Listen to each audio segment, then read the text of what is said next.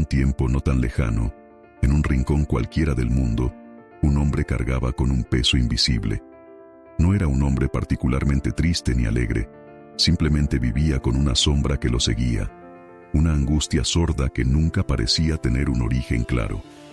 Se llamaba Daniel, y a pesar de sus logros y su vida aparentemente normal, había algo dentro de él que le impedía sentirse realmente libre. Un día, en una conversación fortuita con una amiga, escuchó hablar de un concepto que lo dejó perplejo: el dolor heredado. Le contaron que los traumas y sufrimientos no resueltos de nuestros antepasados pueden transmitirse a través de generaciones, quedando grabados en nuestra memoria biológica y emocional, a pesar de no haberlos vivido en carne propia. Intrigado, Daniel comenzó a investigar y llegó al trabajo de un hombre llamado Mark Wolynn, quien había escrito un libro titulado «Este dolor no es mío». Aquella noche, con el libro en sus manos, Daniel sintió que estaba a punto de descubrir algo que cambiaría su vida. Wolynn explicaba que el dolor que llevamos muchas veces no nos pertenece, sino que es un eco del sufrimiento de nuestros padres, abuelos o incluso bisabuelos.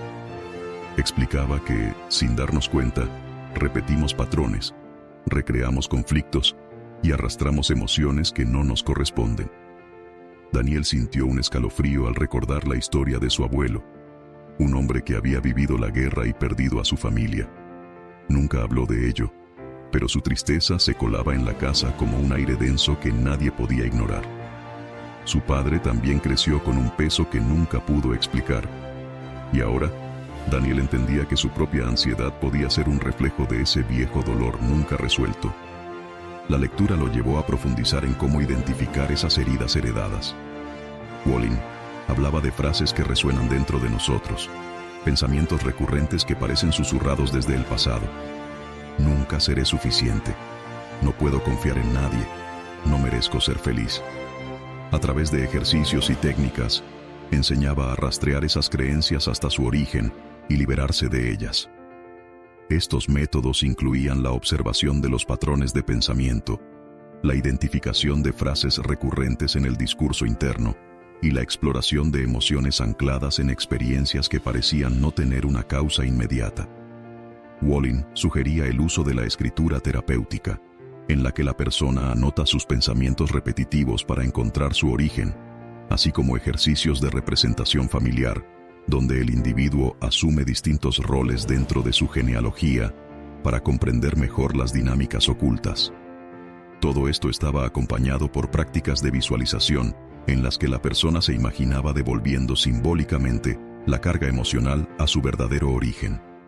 Un acto de reconocimiento que no implicaba rechazo, sino la aceptación de que el dolor tiene un dueño y no necesita seguir pasando de generación en generación. Decidido a sanar, Daniel comenzó a indagar en su historia familiar. Habló con su madre, con su tía, con su abuela. Descubrió secretos escondidos, duelos no resueltos, historias de abandono y sufrimiento que parecían tener un eco en su propia vida. Poco a poco, fue reconociendo esos patrones, dándose cuenta de que no eran suyos, sino heredados. Y al hacerlo, comenzó a liberarse. La práctica del libro no era solo racional, sino también emocional y corporal. Wolynn proponía ejercicios de visualización, meditaciones, diálogos internos con nuestros ancestros. Todo para devolver el dolor a su verdadero dueño, para cortar con la cadena de sufrimiento y permitir que cada generación viva su propia vida sin cargar con lo que no le corresponde. Daniel descubrió que el amor era la clave para romper el ciclo. No se trataba de rechazar su herencia, sino de honrarla sin llevar su peso. Aprendió a ver a su abuelo no solo como una víctima de la guerra, sino también como un hombre que había amado y luchado. Aprendió a mirar a su padre con compasión, entendiendo que su rigidez y distancia no eran falta de amor, sino miedo heredado. Y lo más importante, aprendió a verse a sí mismo con otros ojos, con una nueva libertad que nunca antes había sentido. Al cerrar el libro, Daniel supo que algo dentro de él había cambiado. No fue inmediato ni mágico, pero sintió que había dado un primer paso hacia una vida más ligera. A partir de entonces, Cada vez que un pensamiento oscuro lo invadía, se preguntaba, ¿es esto realmente mío? Y con el tiempo, aprendió a soltar lo que no le pertenecía. Y así, el hombre que alguna vez cargó con un peso invisible, comenzó a caminar más liviano, con el corazón más abierto y con la certeza de que sanar es un acto de amor, no solo hacia uno mismo, sino también hacia quienes vinieron antes y hacia quienes vendrán después. Quizás, después de todo, la verdadera herencia no esté en el sufrimiento, sino en la capacidad de transformarlo en algo nuevo. No es el dolor el que nos define, sino lo que hacemos con él. Cada cicatriz que heredamos es una oportunidad de reinventarnos, de desenterrar lo que ha estado sepultado en la memoria de la sangre y darle un nuevo significado. Pero ¿cuánto de lo que cargamos realmente nos pertenece? ¿Y cuánto hemos aceptado sin cuestionar, como quien recibe una herencia sin revisar lo que contiene?